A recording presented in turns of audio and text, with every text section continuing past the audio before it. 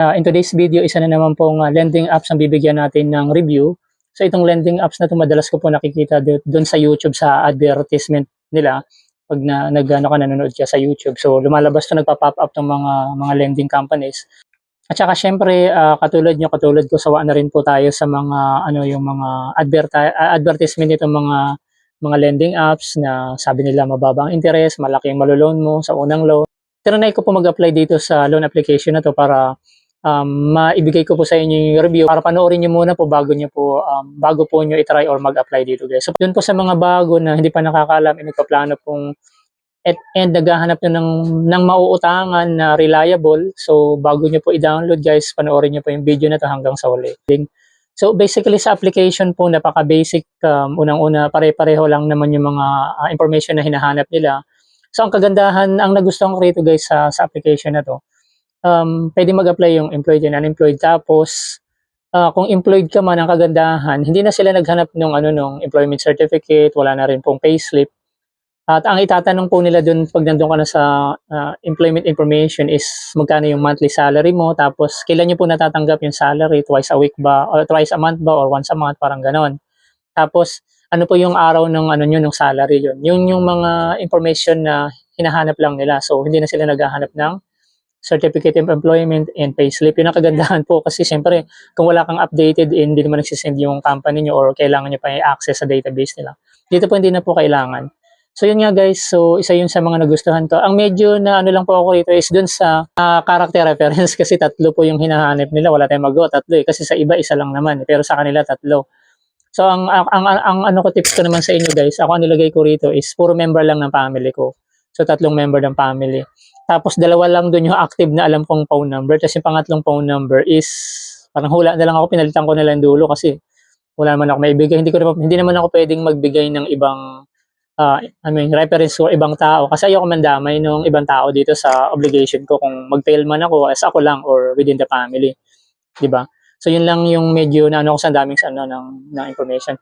Tapos hindi na nga ako tinanong rito kung ano yung name ng company, kung anong address ng company. Yun ang isang nagustuhan ko rin. Tsaka ang pinakaayaw ko yung hihingi ng phone number ng company. So dito wala, guys. So yun ang kagandahan. And isa pa sa mga features na sinasabi niya rito is yung limit daw is recyclable and upgradable. Yun yung sinasabi niya.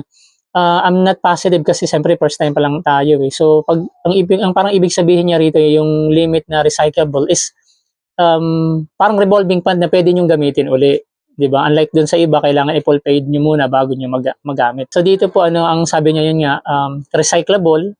So pag nagbayad ka, mawi-withdraw mo rin ulit, and upgradable. So ibig sabihin, habang nagbabayad ka is nag-i-increase po yung yung amount ng loan nyo, yung credit limit mo, kumbaga. So dito hindi pa natin yan 100% na ina-assure kasi first time pa lang natin, hindi pa natin nasubukan mag-repay and hindi pa natin nakita yung upgrade, parang ganun. So tingnan natin po later, so magbibigay tayo ng review niyan once na naka-experience na tayo talaga. Isa pa sa sinasabi niyang features nito is gradually reduce yung interest kapag good payer ka. So itong features na to interesting din. So hindi pa natin rin alam sigurado. Pero dun sa sa features na yun, pabor yun sa atin. And then sabi niya rito flexible, isa pa sa mga may features niya is flexible repayment period. So tingnan natin ano yung sinasabi nilang flexible na repayment periods. Play Store, download nyo lang itong si FT Lending Fast Cash Loan under ni FT Lending Master Philippine Corporation. Tapos i-continue nyo lang, skip nyo lang po yan, and then i-click nyo lang po yung confirm and start US FT Lending. Tapos mag-a-ask yan ng access dyan sa mobile nyo, sa contact, sa phone number. So i-allow nyo lang siya para mabilis po yung approval. Sabi niya rito yung limit is recyclable and upgradable. So parang revolving fund. Tapos gradual reduction of interest rates kung good kayo record. And then flexible optional repayment. Tapos yan po nakalagay sa apps niya up to 30,000 pesos. I-click nyo lang po yung apply now. And then mag-a-ask siya ng information. So sabi niyo dyan, welcome to FT Lending. Tapos lalagay lang nyo yung phone number niyo po. Tapos makaka-receive kayo ng OTP. And then after nyan, mag-set po kayo ng password. Tapos dyan na po kayo sa personal info. So purpose ng loan. So kumpletuhin nyo lang po yung mga information na yan. Dito ilagay nyo kung may credit card na kayo, kung ilan yung number ng loans na nagamit nyo. Doon sa number of loan overdue, i-zero nyo lang po. Tapos, i-click nyo lang po yung agree sa installed application permission, guys. And then, pagkatapos nyan, job type, tapos length ng employment tenure, payroll period, and then monthly income. And then, facial recognition na po kayo, so verification lang yan. And then, yung ID type nyo, tapos information ng ID. Para sa high credit, pwede kayong gumamit ng UMID saka SSS ID. Then, upload nyo lang yung front and back ng ID ninyo. Then, in-review na po siya agad-agad. Tapos, ilagay nyo lang po yung, ano nyo, yung e-wallet or bank kung saan pwede nyo i-withdraw yung pera nyo. And then, ayan na guys, so na-upload tayo sa first time 18,800 pesos. So, kung gusto nyo i-withdraw, i-get cash nyo lang. Sa loan payment, nagbibigay lang siya ng 2 terms saka 4 terms. So, every quincenas po yan, guys. So, sa 2 terms, 1 month. Sa 4 terms, 2 months. So, si FT may interest saka service fee. So, pagsasamahin niyo po yung dalawa na yan, pumapalo po ng 9.7% po yung monthly interest ni FT. So, yun nga guys, after nating mapakita yung video na yun, dun sa application process, yun nga guys, so good news nga na para sa first time borrower po na na-approve tayo ng 18,800 pesos. Pero yung sabi niya rito up to maximum of 30,000. Pero ang na-approve lang po sa atin is 18,800 pesos.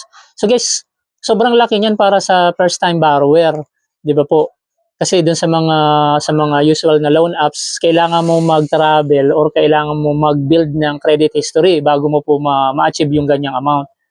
So dito po, usually nga 2,000 pesos, meron nga 500 nga lang sa first time borrower. Tapos sasabihin nila zero interest. Pero dito guys, talagang overwhelmed po tayo na sa first time borrower is 18,800 pesos. Ngayon, so yung 18,800 pesos na yun guys, yun yung po yung credit limit na na-approve sa inyo. So hindi naman ibig sabihin na na-approve kayo dyan is utang nyo na yan. So that means ang sabi niya ron, ang minimum na pwede nyo hiramin doon sa credit na ibinigay sa inyo is 300 to 18,800.